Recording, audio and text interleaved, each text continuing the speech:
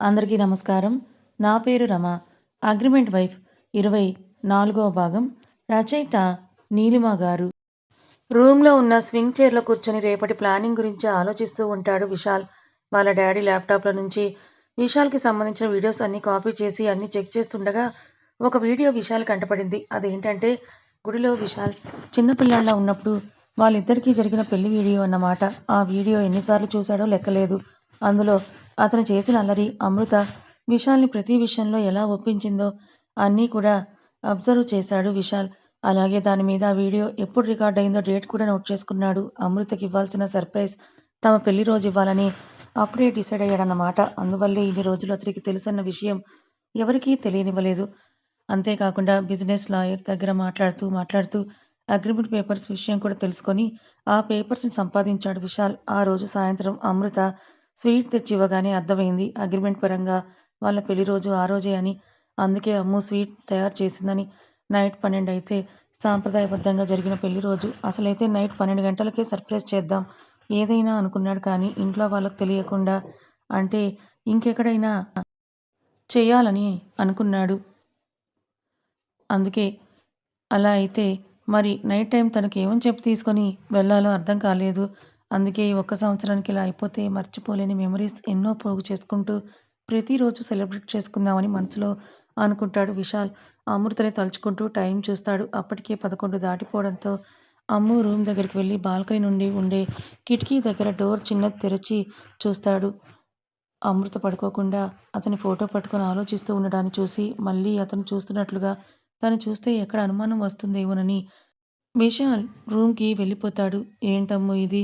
నువ్వు కూడా నాలానే కూర్చొని ఆలోచిస్తున్నావా? నువ్వు పడుకునేలా ఉంటే చక్కగా నీ కౌగిల్లో నీకు తెలియకపోయినా విషెస్ చెప్పేవాడిని కదా అనుకుంటాడు చిన్నగా నవ్వుకుంటూ. తెల్లవారు 3 గంటలకు లేచి తలారా స్నానం చేసి కొత్త చీర కట్టుకొని బయటకొచ్చి రోజులాగే ఇంటి ముందు అందమైన ముగ్గు వేసి పూజ గది కూడా శుభ్రం చేసి పూజ చేసుకుంటుంది. దేవుడా! చిన్నప్పటి నుంచి నిన్నెప్పుడూ ఏదీ కోరలేదు. కేవలం నా భర్త హాస్పిటల్‌లో ఉన్నప్పుడు అతన్ని కాపాడని మాత్రమే కోరుకున్నాను. నా కోరికను మన్నించి ఆ రోజు క్షేమంగా బయటపడేలా చేశావు. అలాగే ఈరోజు విశాల్ గారు బయటకు తీసుకెళ్తానంటున్నారు. ఎందుకో తెలియదు ఆయనకు విషయం తెలియకపోయినా ఆయన భార్యగా ఈ ఇంట్లో ఉండే అవకాశమైనా నాకివ్వు భగవంతుడా!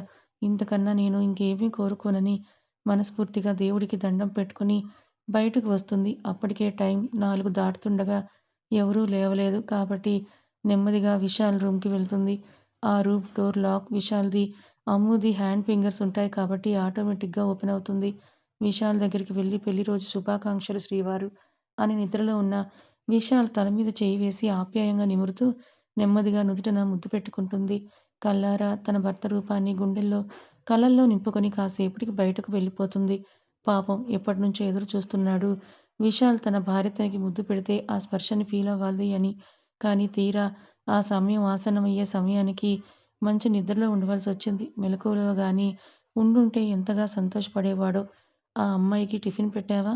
ఇంతకు ముందు అంటే మేము వెళ్ళే వరకు కూడా పెట్టేదానివి కాదు. కానీ ఇప్పుడు అలా కాదు కదా! ఆ అమ్మాయి కడుపులో మన రక్తం పెరుగుతుంది.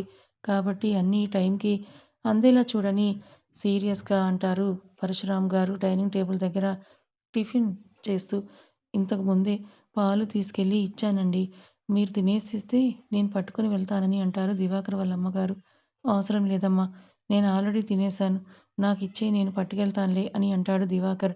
అప్పటికే తినడం అయిపోవడంతో చెయ్యి కడుక్కుంటూ ఏం అవసరం లేదు. నా కోడలికి నేను పట్టుకెళ్తానులే. తనకన్నా ముఖ్యమైన పని నాకింకేదీ ఉండదు కానీ నీ పని నువ్వు చూసుకో అని అంటారు దివాకర్ వాళ్ళ అమ్మగారు కోపంగా.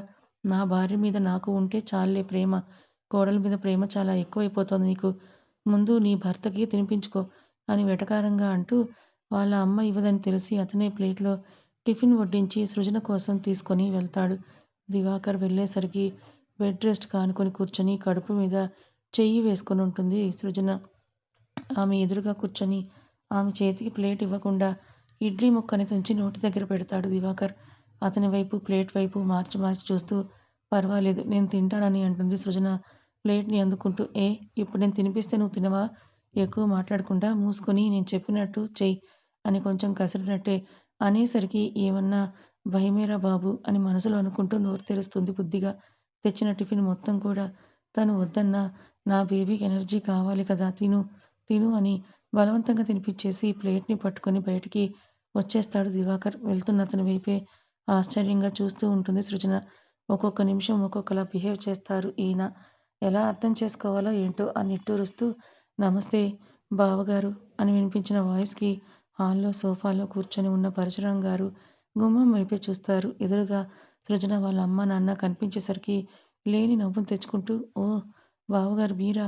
ఎంతసేపయింది వచ్చి రండి అని అంటారు. లోపలికి ఆహ్వానిస్తూ బలవంతంగా నవ్వుకుంటూ. బావున్నారా అన్నయ్య? వదిన ఎలా ఉన్నారని అంటూ అక్కడికొస్తారు దివాకర్ వాళ్ళ అమ్మగారు. బావున్నానమ్మా అని అంటూ ఇంతకీ మా అమ్మాయి ఎలా ఉంది? ఎక్కడా కనిపించట్లేదు అని అంటారు చుట్టూ చూస్తూ.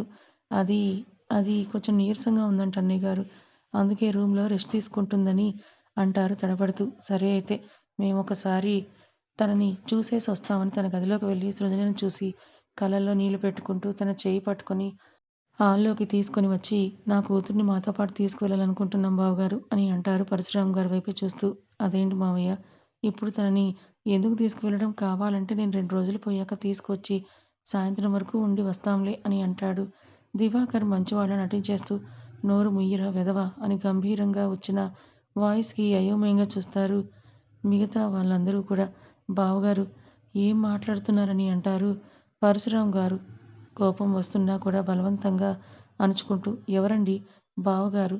ఇప్పటివరకు మేము కూడా మీరు మంచివాళ్ళనుకుని మోసపోయాము. మాకన్నా కూడా నా కూతురు ఎక్కువగా మోసపోయింది. తను వద్దన్నా కూడా వినకుండా మీ అబ్బాయికిచ్చి పెళ్లి చేశాను చూడు మాది తప్పు.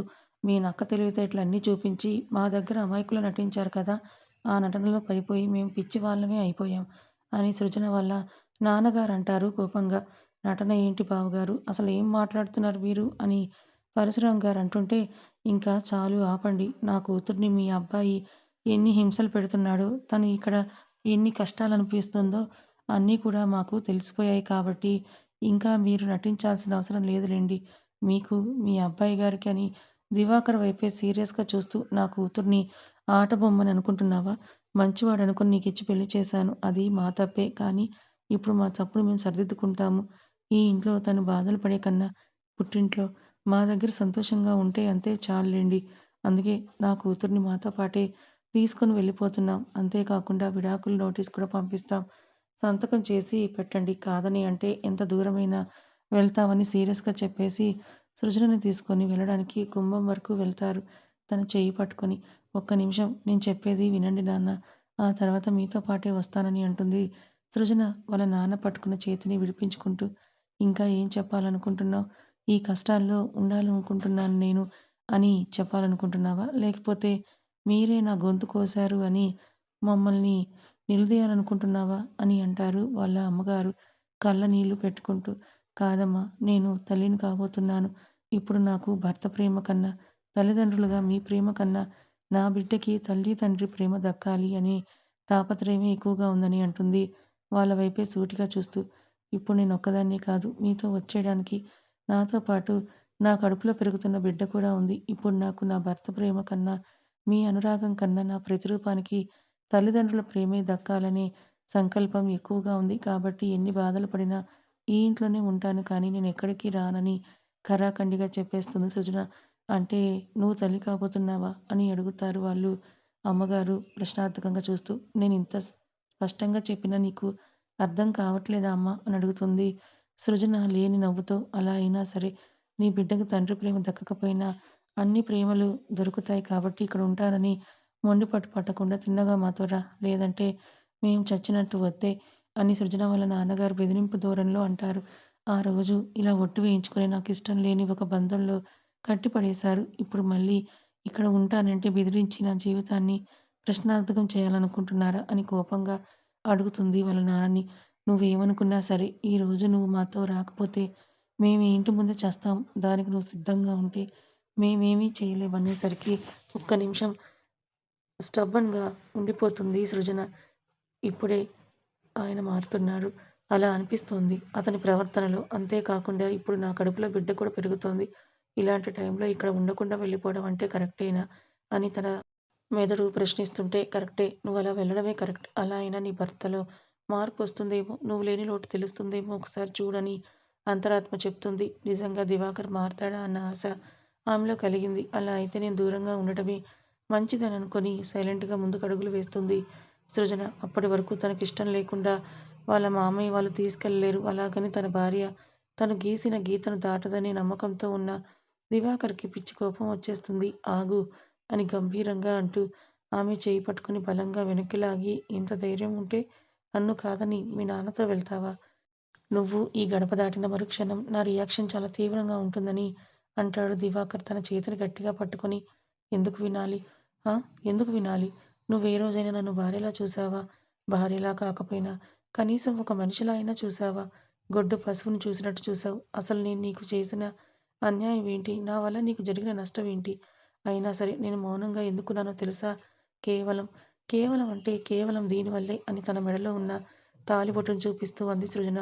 ఇప్పుడు చెప్తున్నా విను. నువ్వు నిజంగా మారి, నా మీద నీకున్న ప్రేమ నిజమే అయితే, నీ పద్ధతిని మార్చుకొని, నీ కోపాన్ని పోగొట్టుకొని, నా కోసం అక్కడికి రా. లేదంటే నేను శాశ్వతంగా నీ భార్యలా కాకుండా, మా నాన్నకి కూతురులా ఉంటాను. నేను చెప్పాల్సింది చెప్పాను. ఇంకా ఏం చేసుకుంటావో అది నీ చేతిలోనే ఉందని చెప్పేసి అతను పట్టుకున్న చేతిని బలవంతంగా విడిపించుకొని, తల్లిదండ్రులతో ఆ ఇంటి గడపను దాటుతుంది సృజన. ఫ్రెష్ అయ్యి, డ్రెస్సప్ చేసుకొని అద్దం ముందు నుంచొని తల దువ్వుకుంటున్న విశాల్ ఫోన్ మోగేసరికి తీసి చూస్తాడు. ఫోన్ లిఫ్ట్ చేసి హలో అనగానే, హలో సార్ ఇక్కడంతా మీరు చెప్పినట్టుగానే జరిగింది అని వినిపిస్తుంది అటు నుంచి వాయిస్. ఆ మాటలకు అతని పెదవులపై ఒక శాడిస్టిక్ స్మైల్ వచ్చి చేరుతుంది. ఓకే. ఇలాగే నాకు ఎప్పటికప్పుడు అప్డేట్స్ ఇవ్వాలని ఫోన్ కట్ చేసి, రేయ్ దివాకర్, ఇప్పుడు నీకు మొదటి అస్త్రం పడింది. అంతేకాదు కాసేపట్లోనే రెండో అస్త్రం కూడా ప్రయోగించాను. అది దాటడం నీ వల్ల కాదు, రెడీగా ఉండు అని మనసులోనే నవ్వుకుంటూ అనుకుంటాడు. అక్కడితో ఆలోచన వదిలేసి వాచ్ పెట్టుకొని అమృత రూమ్ దగ్గరికి వెళ్ళి డోర్ నాక్ చేస్తాడు. తను డోర్ తీయగానే అమృత గారు, టైమవుతోంది, రెడీ అయ్యారా మీరు? అని అడుగుతాడు వాచ్ చూసుకుంటూ. ఆ అండి అని అంటూ ముఖంలో ఎలాంటి భావం లేకుండా బయలుదేరుతూ ఇద్దరూ కలిసి అక్కడి నుంచి బయలుదేరతారు. గుమ్మం వరకు వచ్చాక అత్తయ్య గారికి చెప్పలేదు నేను, చెప్పేసి వస్తాను అని అంటుంది అమృత పక్కనే ఉన్న విశాల్తో. అవసరం లేదు, వాళ్ళకి నేను చెప్పానులే అని ఇంకేం మాట్లాడకుండా కార్ డోర్ తీసి ఆమె కూర్చున్నాక కార్‌ని స్టార్ట్ చేసి ముందుకు పరుగులు పెట్టిస్తాడు. ఏం చెప్పారని అడుగుతుంది డ్రైవ్ చేస్తున్న విశాల్తో. చెప్పాల్సిందే చెప్పానులే అని అంటాడు. అంతకు మించి ఇంకేం చెప్పకుండా. మరేం చెప్పాడో? కాసేపటికి కారు ఆగగానే అప్పుడు చుట్టూ చూసిన అమృత అది ఎయిర్‌పోర్ట్ కావడంతో ఇప్పుడు ఇక్కడికి ఎందుకొచ్చాం మనం? అసలు ఈయన ఎక్కడికి తీసుకొని వెళ్తున్నారని మనసులోనే అనుకుంటుంది. నేరుగా తనని తీసుకొని లోపలికి వెళ్తుంటే విశాల్ గారు నాకు పాస్‌పోర్ట్ లేదని అంటుంది నెమ్మదిగా. లేకుండానే నేను ఇక్కడి వరకు తీసుకొని వస్తానా? అవన్నీ నేను చేయించానులే అని అంటూ తొందరగా పదండి, ఫ్లైట్ రెడీగా ఉందని అంటాడు ఫాస్ట్‌గా నడుస్తూ. చేయించారా? అంటే ముందుగానే ప్లాన్ చేసి ఉన్నారా ఈయన అని ఆలోచిస్తూనే అతని వెనకే పరిగెత్తినట్లుగా నడుస్తుంది. అప్పటికే రన్‌వే మీద వాళ్ళ ఓన్ ఫ్లైట్ రెడీగా ఉండడంతో నేరుగా అక్కడికి తీసుకొని వెళ్ళి ఇద్దరూ ఫ్లైట్ ఎక్కుతారు. అమృత పక్కనే విశాల్ కూర్చునేసరికి కొంచెం హ్యాపీగా ఫీల్ అవుతుంది. అమ్మో బంగారం! ఎందుకంటే తనకి ఫ్లైట్ జర్నీ కొత్త వల్ల భయంగా ఉంది కాబట్టి. ఫ్లైట్ గాల్లో ఎగరగానే భయంగా విశాల్ చుట్టూ చేతులు వేసి కళ్ళు మూసేసుకుంటుంది అమృత. తన భయాన్ని అతను ఎంజాయ్ చేస్తూ ఆమె నార్మల్‌గా చుట్టుకోగానే అతను కావాలని ఇంకా గట్టిగా బిగించేసి తన కౌగిల్లో ఉన్నట్లు సేద తీరుతాడు. అరగంటలో వాళ్ళు రావాల్సిన ప్లేస్ రావడంతో ఫ్లైట్ ఆగుతుంది. అప్పుడు గానీ మన పాప కళ్ళు తెరవలేదు. రండి వచ్చేసామని అంటూ తను ఎంబారసింగ్‌గా ఫీల్ అవ్వకుండా కిందకి దిగేస్తాడు విశాల్. తన వెనకే అమృత కూడా దిగి మనం ఎక్కడికొచ్చామని అడుగుతుంది. అప్పుడు నెమ్మదిగా గొంతు పెగల్చుకొని తెలుస్తుంది కదా రండి అని చెప్పి అప్పటికే వాళ్ళ కోసం రెడీగా ఉన్న కారు ఎక్కి కూర్చుంటారు. కారు స్టార్ట్ అయ్యాక అది మలుపులు తిరుగుతున్న విధానం చూసి చుట్టూ చూసేసరికి తనకు అర్థమవుతుంది వాళ్ళు తిరుపతి కొండపైకి వెళ్తున్నారన్న సంగతి. నేరుగా కొండ మీదకి వెళ్ళాక అతను బుక్ చేసిన కాటేజ్ దగ్గరికి తీసుకొని వెళ్ళి వాళ్ళ కోసం రెడీగా ఉన్న అతని దగ్గర కీస్ తీసుకొని డబ్బులిచ్చి పంపించేస్తాడు. కీస్‌తో డోర్ ఓపెన్ చేసి అమృతని తీసుకొని లోపలికి వెళ్ళి ఆమె చేతికి ఒక కవర్ ఇచ్చి రెడీ అవ్వండి, నేను 10 మినిట్స్‌లో వస్తానని అంటూ బయటకొచ్చేస్తాడు. అసలామెకు మాట్లాడే అవకాశం కూడా ఇవ్వకుండా ఆ కవర్ ఓపెన్ చేసి చూసేసరికి అందులో ఒక మంచి లైట్ వెయిట్ పట్టు చీర విత్ బ్లౌజ్, శారీ, పెట్టికోట్ అన్నీ ఉండడం చూసి ఇవన్నీ ఈయన ఎలా అరేంజ్ చేశారని అనుకుంటూనే రెడీ అయిపోతుంది. అనుకున్నట్లుగానే 10 నిమిషాల్లో విశాల్ వచ్చి తలుపు తట్టగానే అమృత వెళ్లి డోర్ తీస్తుంది. లోపలికొచ్చిన విశాల్ ఆ పట్టు చీరలో తన భార్య మణిని చూసి ఫ్లాట్ అయిపోయాడు. ఆమె వైపు చూస్తూనే ముందుకు వెళ్ళి ఇంకో రూమ్‌కి లాక్ వేసి ఉండడంతో అక్కడికి వెళ్ళి అది ఓపెన్ చేసి చూస్తాడు. ఓపెన్ చేసిన ఆ రూమ్‌ని చూసేసరికి ఆశ్చర్యంగా ఫీల్ అవుతుంది అమృత. ఎందుకంటే ఆ రూమ్ మొత్తం కూడా ఫ్లవర్స్, బెలూన్స్, క్యాండిల్స్ మొత్తం నిండిపోయి వాటన్నిటితో అందంగా డెకరేట్ చేసుంటుంది కాబట్టి షాక్‌లో ఉన్న అమృత చేయి పట్టుకొని బయట డోర్ లాక్ చేసి ఆ రూమ్ లోపలికి తీసుకొని వెళ్తాడు విశాల్. రూమ్ లోపలికి వెళ్ళేసరికి గోడ మీద పెళ్లి రోజు శుభాకాంక్షలు శ్రీమతి గారికి అని అందంగా తీర్చిదిద్దిన అక్షరాలు కనిపిస్తాయి. వాటిని చూడగానే ఇంకా షాక్ అయిపోతుంది. కథ ఇంకా ఉంది. మరి మొత్తానికి విశాల్ తన పెళ్లి రోజునే తన సర్ప్రైజ్‌ని రివీల్ చేశాడు. నిజాన్ని కూడా బయటపెట్టాడనమాట. ఇప్పుడు అమృత ఎలా రియాక్ట్ అవుతుంది? విశాల్ ఏం చేయబోతున్నాడు? తనకి ముందుగానే నిజం తెలుసని తెలిసిపోతుందా అమృతకి? మరి విశాల్ ఇచ్చిన ఈ సర్ప్రైజ్‌కి అమృత రియాక్షన్ ఏంటి తెలుసుకోవాలనుకుంటే ఛానల్‌ని ఫాలో అవ్వండి. కథ నచ్చితే లైక్ చేయండి. Thank you so much.